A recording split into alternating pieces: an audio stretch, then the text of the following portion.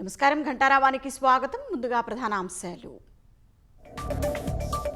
పూరి జగన్నాథుని రథయాత్రలో అపశృతి, తోపులాటలో 3 మృతి, 50 మందికి పైగా గాయాలు.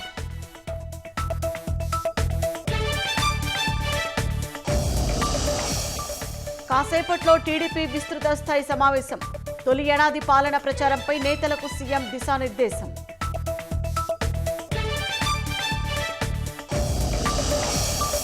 విశాఖ ఎక్స్ప్రెస్ లో మరోసారి దోపిడీకి యత్నం, వారం వ్యవధిలో 3 సార్లు తెగబడ్డ ముఠా.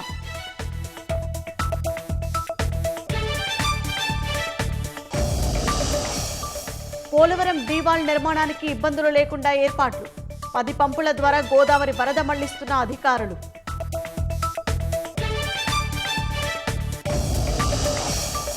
కోల్కతా అత్యాచార ఘటనపై 5 సభ్యులతో సెట్, లా కళాశాల సెక్యూరిటీ గార్డును అరెస్టు చేసిన పోలీసులు.